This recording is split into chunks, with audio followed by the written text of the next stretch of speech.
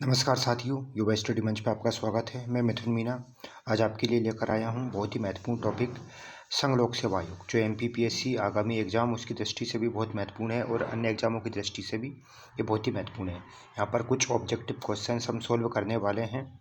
तो देखिए, पहला प्रश्न, भारत के संविधान के निम्नलिखित में से किस अनुच्छेद के अंतर्गत संघ लोक सेवा आयोग के गठन का प्रावधान किया गया है? तो किस अनुच्छेद के अंतर्गत गठन का प्रावधान किया गया है दोस्तों? इसका राइट ऑप्शन है आर्टिकल 315, ऑप्शन ए। ठीक है, आगे देखते हैं। संघ लोक सेवा आयोग है, क्या है संघ लोक सेवा आयोग? दूसरा प्रश्न, तो ये एक संवैधानिक निकाय है जिसका उल्लेख भारतीय संविधान में किया गया है। ठीक है, अगला देखते हैं। भारत में पहली बार लोक सेवा आयोग की स्थापना किस अधिनियम के तहत की गई थी? भारत में पहली बार लोक सेवा आयोग की स्थापना किस अधिनियम के तहत की गई थी दोस्तों? इसका राइट आंसर है government of India act 1919, option C. ठीक है, अगला देखते हैं। किस अधिनियम के द्वारा लोक सेवा आयोग के नाम से पूर्व संघ जोड़ा गया? जो लोक सेवा आयोग के नाम के पूर्व संघ है, संघ लोक सेवा आयोग, उसको कब जोड़ा गया? तो ये जोड़ा गया दोस्तों भारत शासन अधिनियम 1935, ऑप्शन ए। ठीक है, अगला देखते हैं। किसकी अनुशंसा पर भारत में सर्वप्रथम लोक सेवा आयोग की स्थापना की गई? किसकी अनुशंसा पर की गई थी दोस्तों? इसका राइट ऑप्शन है दोस्तों ऑप्शन सी, ली आयोग 1926 में ली आयोग की अनुशंसा पर भारत में सर्वप्रथम लोक सेवा आयोग की स्थापना की गई थी। अगला देखते हैं। भारत के संविधान के किस अनुच्छेद में संघ लोक सेवा आयोग के सदस्यों की बर्खास्तगी व निलंबन संबंधी प्रावधान किए गए हैं? तो ये किस अनुच्छेद के अंतर्गत किए गए हैं दोस्तों? इनका उल्लेख है बर्खास्तगी और निलंबन का उल्लेख अनुच्छेद 317, ऑप्शन ए। ठीक है, आगे देखते हैं। संविधान के किस अनुच्छेद के तहत संघ लोक सेवा आयोग के सदस्यों द्वारा सदस्यता समाप्ति के पश्चात पद पर बने रहने पर रोक का प्रावधान किया गया है? सदस्यता समाप्ति के पश्चात पद पर बने रहने के लिए रोक का प्रावधान किया गया है। ये किस अनुच्छेद में है दोस्तों? इसका उल्लेख है अनुच्छेद 318, ऑप्शन बी। ठीक है दोस्तों, याद रखना। अगला देखते हैं। संघ लोक सेवा आयोग के सदस्यों व अन्य कर्मचारियों की सेवा शर्तों के संदर्भ में नियम बनाने की शक्ति राष्ट्रपति को किस अनुच्छेद के तहत प्राप्त है? ठीक है, संघ लोक सेवा के सदस्यों व अन्य कर्मचारियों की सेवा शर्तों के संदर्भ में नियम बनाने की शक्ति जो राष्ट्रपति को दी गई है वो किस अनुच्छेद के अंतर्गत आती है? तो इसका उल्लेख भी दोस्तों आर्टिकल 318 में दिया गया है। ठीक है, इसका ऑप्शन है ऑप्शन सी, 318। आगे देखते हैं। संविधान के किस अनुच्छेद के अंतर्गत संघ लोक सेवा आयोग के कार्यों का वर्णन किया गया? कार्यों का वर्णन किस अनुच्छेद में है दोस्तों? अनुच्छेद 320, ऑप्शन सी। ठीक है, 320 में संघ लोक सेवा आयोग के कार्यों का वर्णन किया गया है।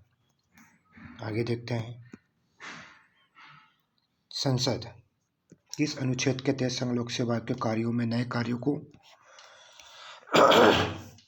जोड़ सकती है?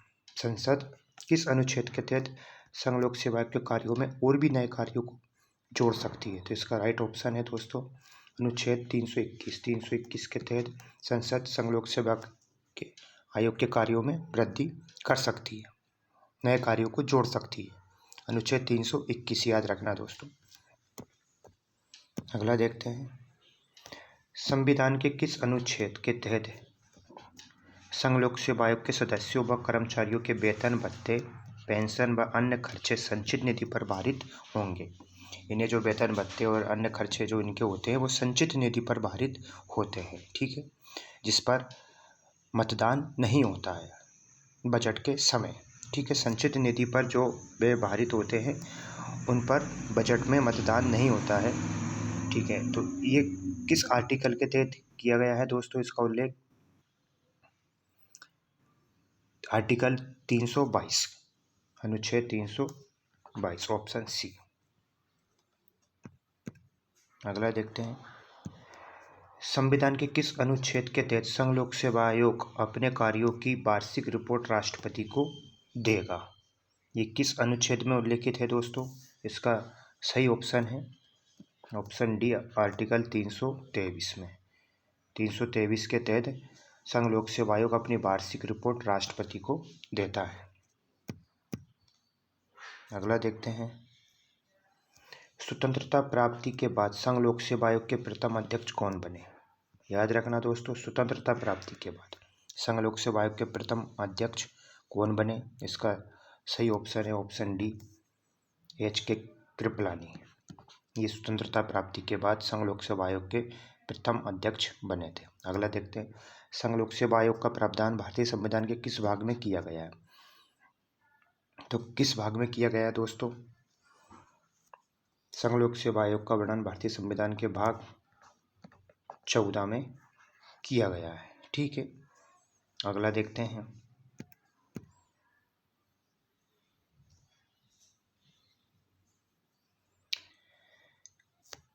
किस राज्य लोक सेवा आयोग के कार्यों को निम्नलिखित में से किसके अनुमोदन से संघ लोक सेवा आयोग के कार्यों संघ लोक सेवा आयोग को सौंपा जा सकता है?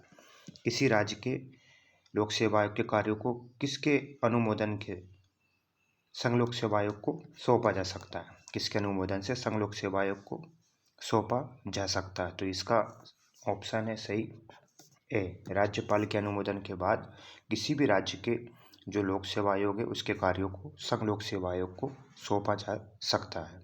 अगला देखते हैं, संघ लोक सेवा आयोग अपनी वार्षिक रिपोर्ट किसे सौंपता है? संघ लोक सेवा आयोग अपनी वार्षिक रिपोर्ट किसे सौंपता है दोस्तों? तो ये संघ लोक सेवा आयोग अपनी वार्षिक रिपोर्ट राष्ट्रपति को सौंपता है। ठीक है, अगला देखते हैं, संघ लोक सेवा आयोग के अध्यक्ष एवं सदस्यों का कार्यकाल होता है, कितने वर्ष का होता है सदस्यों और अध्यक्षों का कार्यकाल दोस्तों?